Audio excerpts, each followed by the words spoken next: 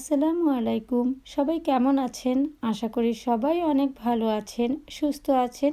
এই প্রত্যাশাই করি সব সময়। আমিও ভালো আছি আপনাদের দোয়ায়।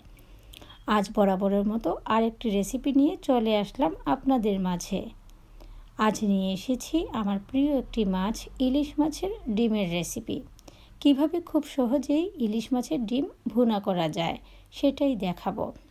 শুরু করবার আগে সবার উদ্দেশ্যে একথাই বলবো, যারা আমার চ্যানেলে এখনও সাবস্ক্রাইব করেননি প্লিজ সাবস্ক্রাইব করে বেল বাটনটি বাজিয়ে রাখবেন, যাতে আমার নতুন নতুন রেসিপিগুলো আপনাদের ঘরে পৌঁছে যায় সবার প্রথমে।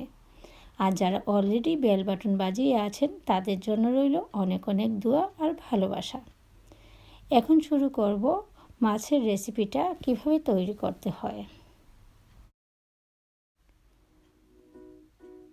এখানে আমি ইলিশ মাছের ডিম নিলাম 5 পিস, সেগুলোকে ভালো করে ক্লিন করে নিলাম।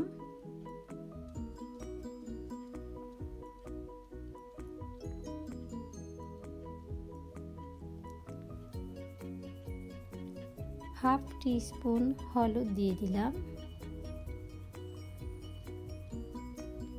প্রয়োজন মতো লবণ দিয়ে দিলাম, তারপর এগুলোকে আস্তে আস্তে করে একটু মাখিয়ে নিব। খুবই আস্তে আস্তে করে মাখাতে হবে, যেহেতু ডিমগুলো একটু সফট থাকে, নরম থাকে, ভেঙে যেতে পারে।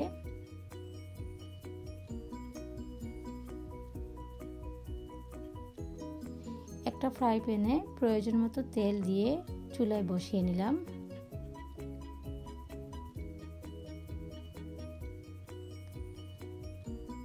তেলটা একটু গরম হবার পর দিয়ে দিলাম ডিমগুলো একটা একটা করে।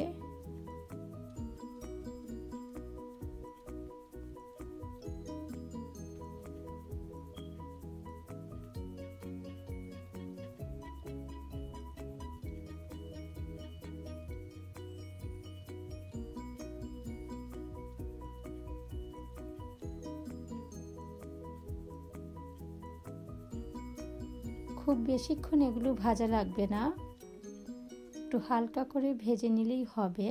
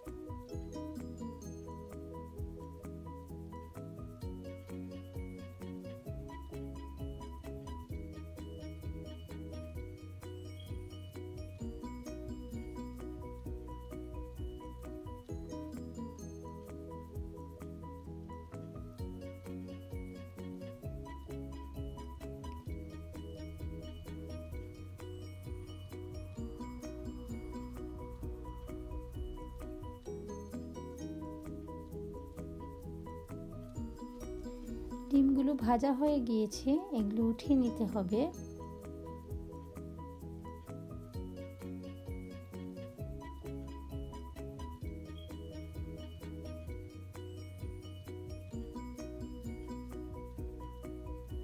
তারপর এখানে 2টা পেঁয়াজ কেটে রেখেছি, সেগুলো সেই সেম তেলে দিয়ে দিব।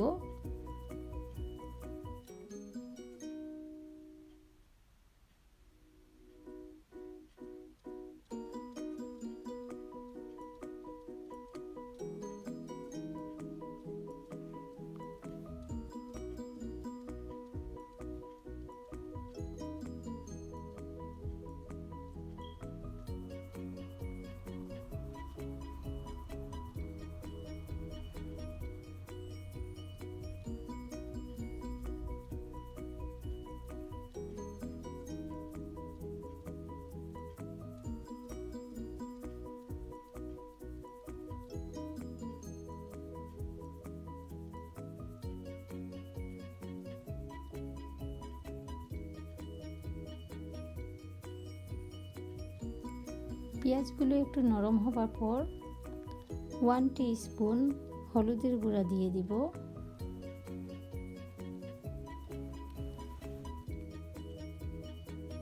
1 টিস্পুন চিলি পাউডার দিব,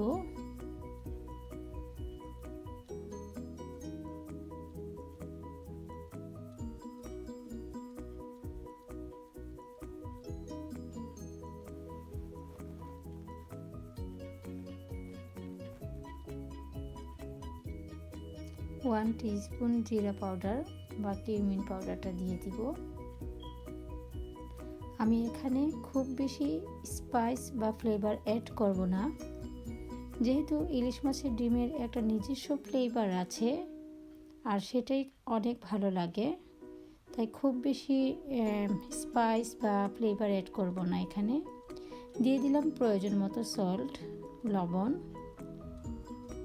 আর ঝালটা তো সবার পছন্দ মতো, যে যতটুকু অ্যাড করতে চান।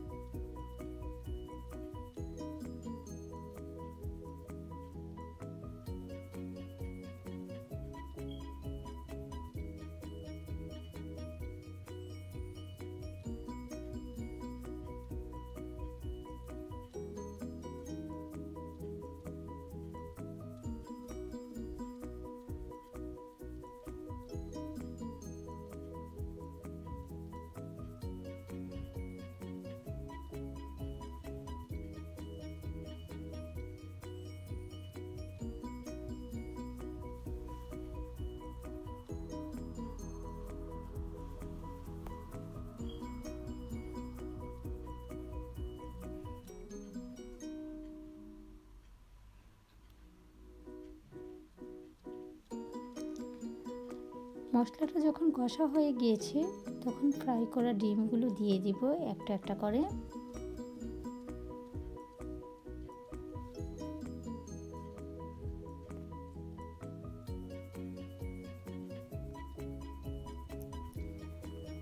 দুটা কাঁচামরিচ এখানে কেটে রেখেছিলাম দিয়ে দিলাম।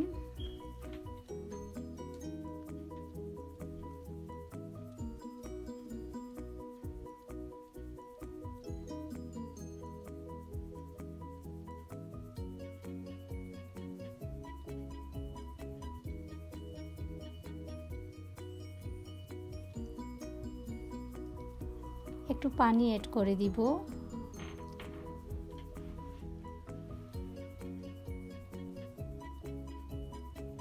একটু নেড়ে চেড়ে কিছুক্ষণের জন্য কষাবো।